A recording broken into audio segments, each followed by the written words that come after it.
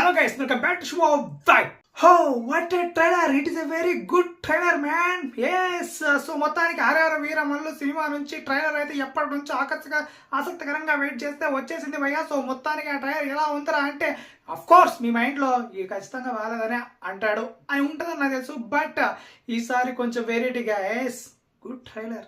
Yes it is a very good trailer man. I'm shocked. నేనైతే ఖచ్చితంగా దొబ్బే సినిమానే ట్రైలర్ కూడా అలాగే ఉంటుంది అనుకున్నా. బట్ సినిమా ట్రైలర్ చూసాక it's a good trailer. But మన కళ్ళు అలాంటివి, సో తప్పులు అలా వెతుకుతూ ఉంటాయి, ఏవైనా దొరుకుతాయేమో అని. సో ఎస్ ఉన్నాయి. ఏంట్రా అంటే ఒక్కొక్కటి మనం ఆడుకుందాం అంటే ఒక్కొక్కటి అంటే ఇంకేం ఉన్నాయి అనుకోరు, జస్ట్ ఒక 2-3 అంతకు మించి ఏమి లేవు. ఎందుకంటే ఇక గుడ్ ఫస్ట్ ఆఫ్ ఆల్ మాడుకున్నాయి, తర్వాత బ్యాడ్ అనే గురించి మాడుకుందాం. First of all good trailer. ఎందుకంటే ట్రైలర్ అంత బాగుంది అనిపిస్తే so BGM it's a good బయా. బీజిఎం గురించి చెప్పుకోవాలి, ఎందుకంటే బీజిఎం చాలా వరకు లిరిక్స్తో మనకి స్టార్ట్ అవుతుంది. సో బీజిఎం చాలా చోట్ల హైప్ ఇచ్చే విధంగా ఉంది కానీ బట్ మెయిన్గా చాలా సీన్స్ డల్గా ఇంట్రడ్యూస్ చేసిందేమో అనిపించింది. ఎస్ కొంచెం ఇంకా మెరుగుపరచాలి, సినిమాలో ఉంటుంది అనుకుంటున్నా.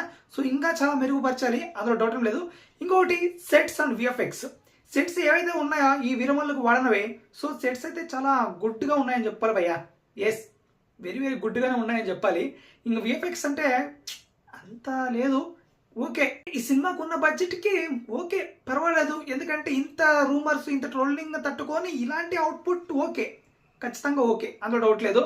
అండ్ ఇక చెప్పాలంటే ఇక మొత్తం ట్రైలర్ కట్ మాత్రం ఎక్కడా కూడా మనకి లో అనే ఫీల్ లేకుండా మాటికి ఒక సెకండ్కి ఒక హైప్ ఇచ్చే విధంగా పవన్ కళ్యాణ్ ఇంట్రడక్షన్ చేసిన విధానం చాలా బాగుంది.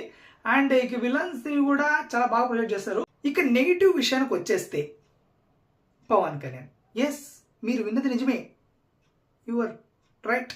సో ఎందుకని పవన్ కళ్యాణ్ అంటున్నానంటే యాజ్ ఇట్ ఈజ్ భయ్యా నార్మల్ సినిమాల్లో ఎలా యాక్టింగ్ చేస్తారో ఆయన సేమ్ ఇలాంటి పీరియాడిక్ సినిమాలో కూడా అదే యాక్టింగ్ చూపించారనమాట.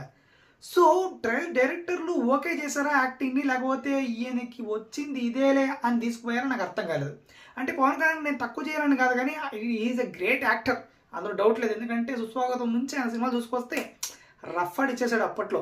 సో నాకేంటంటే అదే యాక్టింగ్ కనపడింది, అదే ప్రాబ్లం ఇక్కడ. అంటే ఒక పీరియాడిక్ సినిమాకి ఏ రేంజ్లో ఉండాలి ఒక కింగ్, అంటే ఇంకా నిజమైన కింగ్ అంతే, కింగ్ ఎలా ఉంటాడు అనే విధానికి కొంచెం నాకైతే కాటమరాయుడు వైబ్స్ వచ్చాయి. కాటమరాయుడులో ఎలాంటి యాక్టింగ్ చేస్తారో సో యాజ్ ఇట్ ఈజ్ యాక్టింగ్కి దింపేస్తారు. అంతకు మించి కొత్తగా ట్రై చేస్తుంటే బాగుండేది, ఎందుకంటే ఆర్ఆర్ వీరమల్లు అనేది ఒక యుద్ధ వీరుడి కథ. సో అలాంటి వీరుడి కథని ఇంకో కొంచెం ఆయన యాక్టింగ్తో ఇంప్రూవైజేషన్ ఇంకా బాగా చేస్తుంటే బాగుండదు అనిపించింది.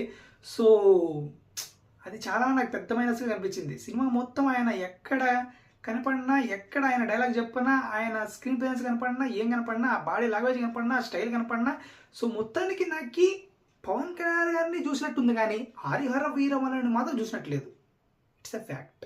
ఇక నెక్స్ట్ మైనస్ ఏది ఉందిరా అంటే పాటలు భయ్య. సాంగ్స్ ఏవైతే ఉన్నాయో ఖచ్చితంగా మైనస్ కాబోతున్నాయి అనిపిస్తుంది. ఇంతవరకు బీజిఎం కానీ అవి కానీ బాగానే సెట్ అయ్యాయి.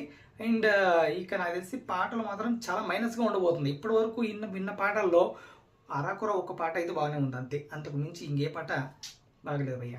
సో ఎందుకంటే ఆ స్టోరీకి ఆ పాటలకి సింక్ అవుతుందని నేనైతే అనుకోవట్లేదు. సో చూద్దాం, వెయిట్ చేద్దాం సినిమా రిలీజ్ వరకు. అండ్ మీకేమనిపించింది ఈ ట్రైలర్ చూడగానే తప్పకుండా ఒక కంట్రోల్ తెలియజేయండి. ఇంకా కలుస్తాం, సబ్స్క్రైబ్ చేసుకుని వెళ్ళండి.